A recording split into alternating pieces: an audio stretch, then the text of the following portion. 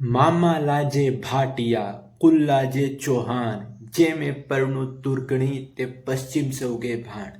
अर्थात यहाँ वीर विरमदेव चौहान जी कह रहे हैं कि मेरे मामा क्षत्रिय भाटी वंशी है और मैं खुद चौहान कुलवंश से आता हूँ, और अगर मैं किसी तुर्क लड़की से विवाह करता हूँ तो उससे मेरे कुल के साथ साथ मेरे मामा की लाज भी जाएगी।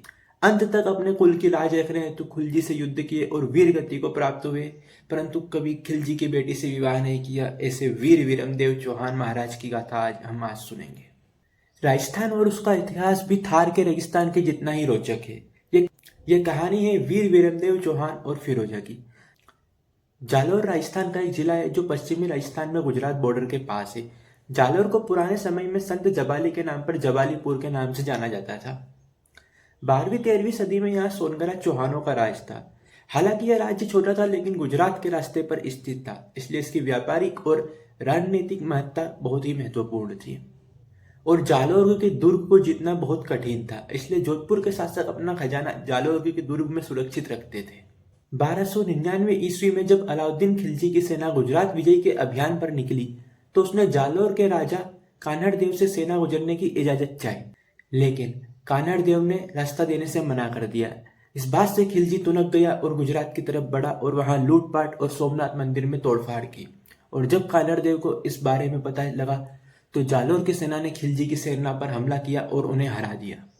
लेकिन उस वक्त खिलजी चित्तौड़ और रणथंभौर अभियानों में व्यस्त था। उसने तुरंत जवाब नहीं दिया और 1304 ईस्वी में एक सेना जालोर भेजी, लेकिन बात नहीं बनी तो संधि की पेशकश की और कान्हड़ देव के पुत्र वीरमदेव को अपने दरबार में आमंत्रित किया। वीर वीरमदेव चौहान अपनी सुंदरता, बहादुरी और पहलवानी के लिए बहुत प्रसिद्ध थे। खिलजी ने एक साजिश रची। उसके दरबार में एक पहलवान था पुंजू, जो कभी नहीं हारा था।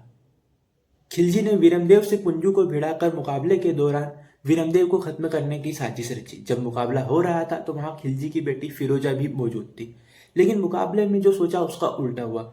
वीरमदेव ने अपने कौशल से पुंजू को ही खत्म कर दिया।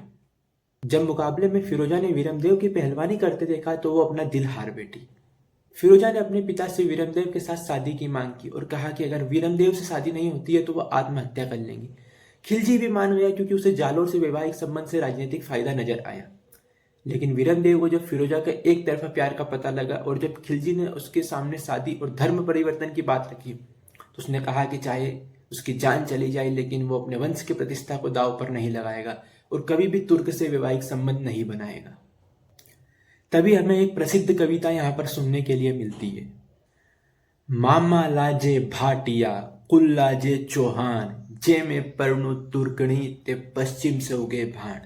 अर्थात यहाँ वीर विरमदेव चौहान जी कह रहे हैं कि मेरे मामा क्षत्रिय भाटी वंशी है और मैं खुद चौहान कुलवंश से आता हूँ, और अगर मैं किसी तुर्क लड़की से विवाह करता हूँ तो उससे मेरे कुल के साथ साथ मेरे मामा की लाज भी जाएगी।